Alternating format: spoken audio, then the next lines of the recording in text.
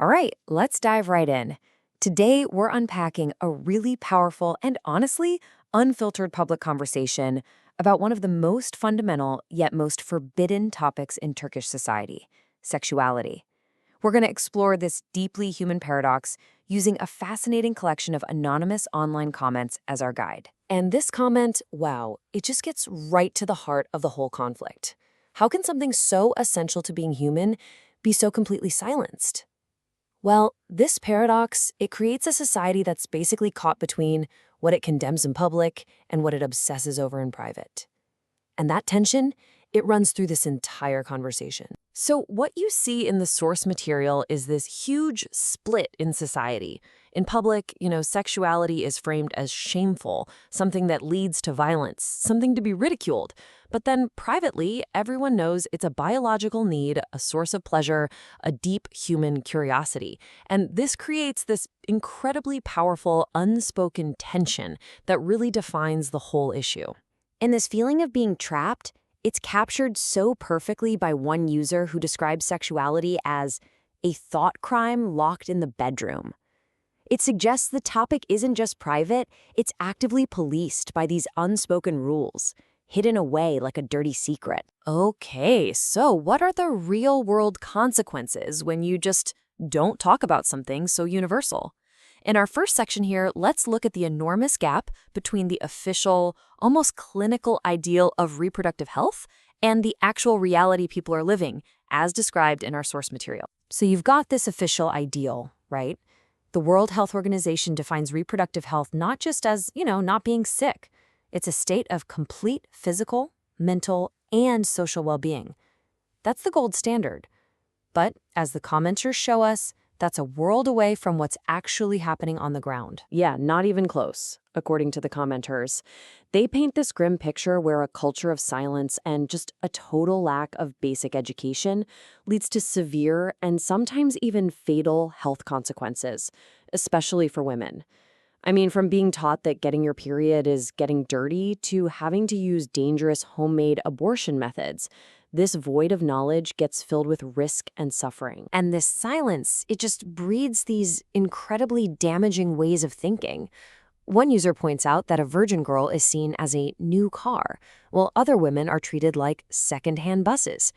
It's a really stark and, frankly, disturbing example of the kind of objectification that just thrives when there's no open conversation. So it's not just about ignorance, right?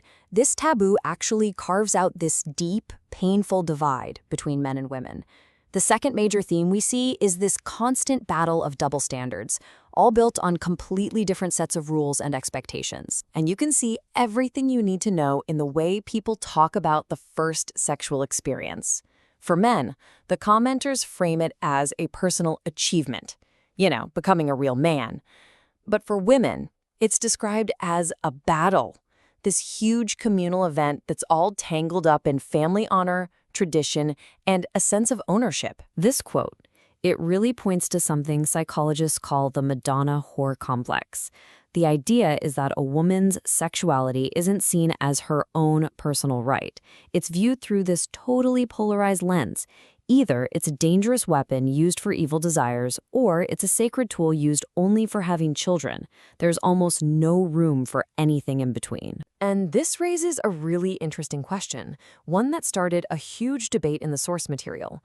What actually happens when a woman does speak openly about this stuff?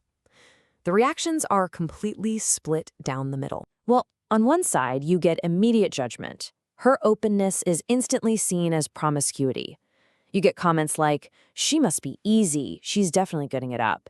Her entire character is put on trial. But then on the complete other side, you have people who see her as a symbol of progress.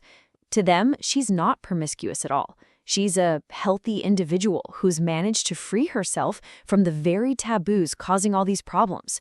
They see her as modern, open-minded, and psychologically healthy. Okay, let's zoom out for a second. If that's the personal and interpersonal cost, what about the cost to society as a whole? The commenters draw these direct lines from this culture of silence to a whole host of really serious social problems. What's fascinating is how users connect the dots between sexual repression and some of society's biggest problems. They argue that when you can't talk about something, that energy, it doesn't just go away. It festers and it turns into everyday aggression, verbal abuse, harassment, and this really twisted view of relationships as some kind of constant war. And then one user takes this whole thing to a totally different level, a political one, by quoting George Orwell's 1984. The argument they're making is that this repressed sexual energy, it doesn't just cause personal problems. It can be weaponized. It can be channeled into hysteria, into intense nationalism, even into leader worship. And look, this isn't just theory. These attitudes have devastating real-world consequences.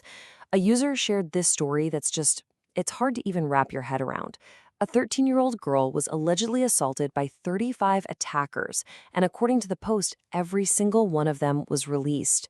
It's a chilling example of how these societal taboos can play out in the justice system itself. And this brings us to our final section, where the whole conversation kind of evolves.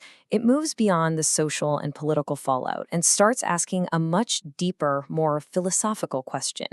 What is sexuality at its core? Beyond all the taboos, what does it really mean to be human? Someone brings up the philosopher Erich Fromm, and it's this really profound shift in thinking. The idea is that sexuality isn't something to possess or control or conquer. It's not about having it. It's a fundamental quality of being. It's just an inseparable part of who you are. Then another user offers this really insightful clinical take. They argue that human sexuality is never just a simple, clean thing. It's this complex landscape that's all tangled up with our deepest and sometimes darkest emotions. Shame, fear, guilt, anxiety, even violence. And paradoxically, a sexuality that's stripped of all that complexity, it can actually lose its appeal. And that all leads to this incredibly powerful final argument from the discussion.